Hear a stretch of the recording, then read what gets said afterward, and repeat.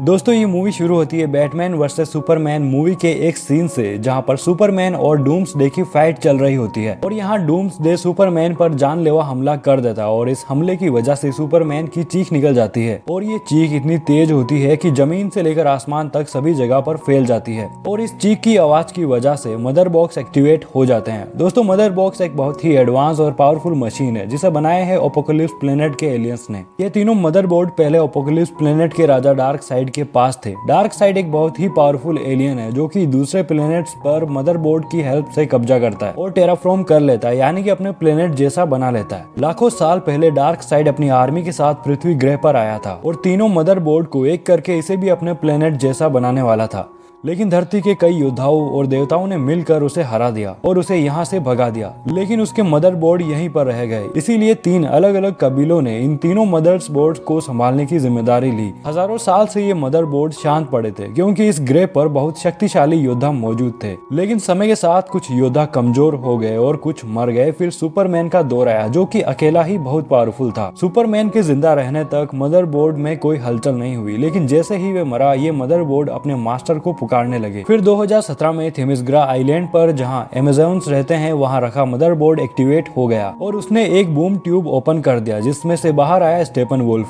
जो कि apocalypse planet का ही एक एलियन है जो डार्क साइड का सर्वेंट है और इसने डार्क साइड के साथ गद्दारी भी की थी। इसीलिए डार्क साइड ने इसे अपने प्लेनेट से निकाल दिया था और इसे तब तक माफी नहीं मिलने वाली थी जब तक कि ये डार्क साइड के लिए 50,000 प्लेनेट्स जीत ना ले। मदरबोर्ड का बुलावा आने पर स्टेपन वुल्फ धरती पर आ पहुंचा और अमेज़न्स के सारे वॉरियर्स को हरा कर वो मदरबोर्ड हासिल कर लिया और वो दूसरा मदरबोर्ड ढूंढने के लिए निकल गया ताकि वो इस प्लेनेट को मतलब कि पृथ्वी को टेराफॉर्म करके डार्क साइड को खुश कर सके। स्टेपन वुल्फ के जाने के बाद थेमिसग्रा की रानी हिपोलिता ने अपनी बेटी डायना यानी वंडर वुमेन को एक खास चेतावनी दी। डायना उस चेतावनी को समझने के लिए अमेज़न के मंदिर में पहुंची तो वहां उसे मदरबोर्ड और डार्क साइड के बारे में पता चला। डायना को समझ आ गया कि अब फिर से जंग होने वाली है, इसीलिए वे जाकर इसके बारे में ब्रूस वेन यानी कि बैटमैन को बताती है। ब्रूस को सुपरमैन के मरने के बाद ही इस खतरे का अंदेशा हो गया था, इसीलिए वह पहले ही सुपर हीरोज की एक टीम बनाने में लगा हुआ था। फिर डायना और ब्रूस दोनों मिलकर सुपर हीरोज को ढूंढना शुरू करते हैं। ब्रूस काफी मुश्किल से ऑर्थर यानी कि एक्वामैन तक पहुंचता है, लेकिन ऑर्थर टीम को ज्वाइन करने से मना कर देता है। इसके बाद ब्रूस वेन बेरी एलन यानी कि फ्लैश के पास पहुंचता है जो कि इस टीम में शामिल हो जाता है। दूसरी तरफ डायना विक्टर स्टोन यानी कि साइबोर्ग से मिलती है, लेकिन वो भी टीम को ज्वाइन नहीं करता और उधर स्टेपन वुल्फ दूसरे मदरबोर्ड की तलाश में अटलांटिक्स पहुंच जाता है और एक्वामैन को हराकर दूसरा मदरबोर्ड भी हासिल कर लेता है। फिर जब स्टेपन वुल्फ उन दोनों मदरबोर्ड को साथ रखता है तो उसे एक मैसेज मिलता है कि पृथ्वी पर एंटी लाइफ इक्वेशन मौजूद है। एंटी लाइफ इक्वेशन ऐसा फॉर्मूला है जिससे किसी के भी दिमाग पर काबू पाकर उसे अपना गुलाम बनाया जा सकता है और इस इक्वेशन को सिर्फ कुछ पावरफुल लोग ही इस्तेमाल कर सकते हैं।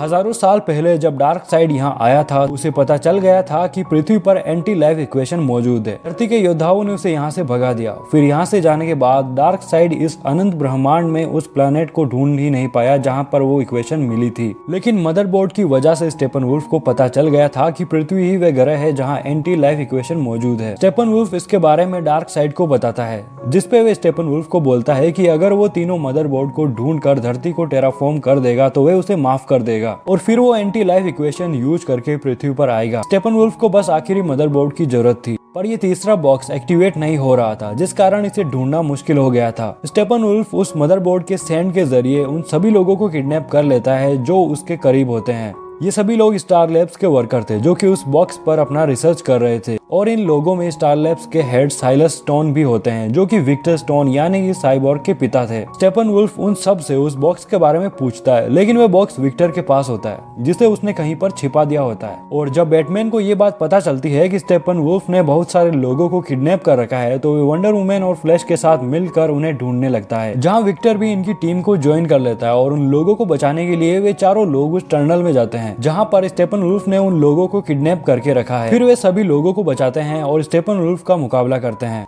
एक्वामैन भी वहां आ जाता है और इसके बाद विक्टर उस मदरबोर्ड को अपनी टीम को बताता है और यह भी बताता है कि वह कैसे एक बार मर ही गया था, लेकिन उसके पिता ने उस मदरबोर्ड की हेल्प से वापस जिंदा कर दिया था। क्योंकि स्टेपनवुल्फ काफी ज्यादा ताकतवर होता है, इसीलिए वे सभी सुपर हीरोज मिलकर सुपरमैन को जिंदा करने की सोचते हैं ताकि वे स्टेपनवुल्फ को टक्कर दे सके। वह सुपरमैन की बॉडी उसकी कब्र से बाहर निकाल लेते हैं और एक क्रिप्टोनियन शिप में लेकर जाते हैं और वहीं पर उसे जिंदा करने का प्लान बनाते हैं। लेकिन मदरबोर्ड को एक्टिव करने के लिए एनर्जी की जरूरत होती है और उस क्रिप्टोनियन शिप का पावर लेवल काफी कम था और इसीलिए फ्लैश उस मदरबोर्ड को एक्टिव करने का फैसला करता है, लेकिन वो क्रिप्टोनियन शिप उन्हें बार बार मना करता है। फिर विक्टर खुद को उस शिप से कनेक्टेड करता है। उसके बाद वे शिप और मदरबोर्ड भविष्य की एक झलक दिखाते हैं जहां पर डार्क साइड धरती पर आ गया था और उसने सभी सुपर हीरोज को मार दिया होता है। वहां लोइस मर गई थी, इसीलिए सुपरमैन उस इक्वेशन की चपेट में आ गया था और वहीं डार्क साइड का गुलाम बन गया था। ये देखने के बाद विक्टर ये काम करने से मना करता है, लेकिन फ्लैश ना को हाँ सुनकर मदरबोर्ड को अपनी एनर्जी देता है और मदरबोर्ड एक्टिवेट हो जाता है और वे क्रिप्टोनियन शिप सुपरमैन को जिंदा कर देता है। लेकिन अभी सुपरमैन की याददाश्त नहीं लौटी थी। तभी विक्टर का डिफेंस सिस्टम सुपरमैन को खतरा समझकर उस पर फायर कर देता है और इससे सुपरमैन भड़क जाता है और वे सभी को मारना शुरू कर देता है। तभी लुइस वहां पर आ जाती है और अपने प्यार को सामने देख सुपरमैन शांत हो जाता है और उसकी याददाश्त भी वापस आने लगती है। सुपरमैन को जिंदा करते वक्त वह तीसरा मदरबोर्ड एक्टिवेट हो गया था। स्टेपनवुल्फ को उसका पता चल जाता है और वह वहां पर आ जाता है। साइलेंस स्टोन उस मदरबोर्ड को लेकर अपनी लैब में जाते हैं और उस पर एक रेजर गन से फायर करते हैं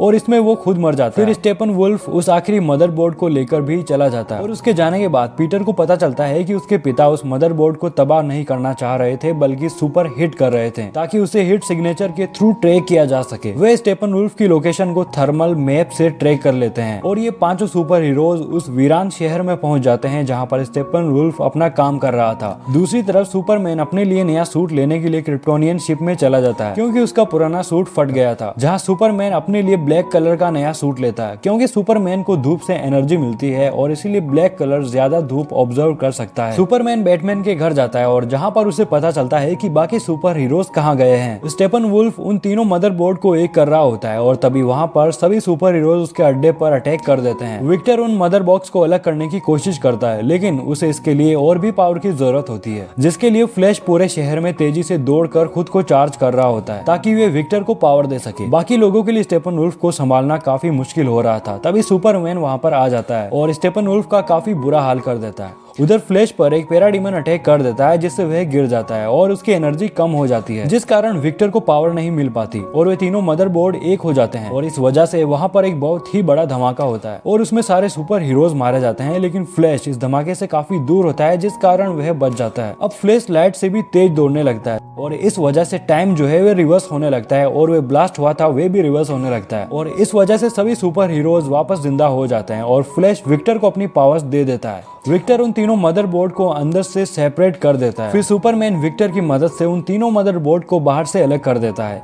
जब वे तीनों मदरबोर्ड्स जुड़ रहे थे तब वहां पर एक प्रोटोल बन गया था जिसके उस और डार्क साइड खड़ा था, जो अर्थ के टेराफॉर्म होने के बाद यहाँ आने वाला था, लेकिन अब नहीं आ सकता। सुपरमैन स्टेपनवुल्फ को एक पंच मारकर उसे एक प्रोटोल के अंदर भेज देता है और वंडर वुमेन उसका सर काट देती है और जैसे ही स्टेपनवुल्फ की लाश अपोकलिप्स पर पहुंचती है वह प्रोटोल बंद हो जाता है और डार्क साइड का मिशन फेल हो जाता है और वह पृथ्वी पर आने के लिए और ज्यादा तैयारी करने लगता है, लेकिन उसे इसमें वक्त लगेगा। और दूसरी तरफ हमारे सारे सुपर हीरोज अपनी जीत से खुश हो जाते हैं और अपनी अपनी लाइफ में चले जाते हैं। मूवी के आखिरी सीन में ब्रूस यानी कि बैटमैन को एक सपना आता है जिसमें वह देखता है कि डार्क साइड ने पृथ्वी पर कब्जा कर लिया होता है और सुपरमैन अब काफी बुरा बन चुका है। बैटमैन ने अपने बाकी दोस्तों और दुश्मनों के साथ मिलकर एक टीम बनाई होती है ताकि वे सब कुछ ठीक कर सके। फिर जब ब्रूस वैन नींद से जागता है तो उसे एक एलियन मिलने आता है और ये एलियन एक रूप बदलने वाला एलियन होता है जिसे कहते हैं मार्शियन मैन हंटर, जो कि काफी टाइम से पृथ्वी पर छिप कर रह रहा होता है। लेकिन वह अब बैटमैन की टीम में शामिल होने का फैसला करता है क्योंकि डार्क साइड पृथ्वी पर हमला करने वाला होता है। तो दोस्तों ये थी इस मूवी की पूरी स्टोरी। उम्मीद करता हूँ कि आपको मेरा ये एक्सप्लेनेशन पसंद आया होगा। मैं मिलता हूँ आपसे अपनी अगली वीडियो में,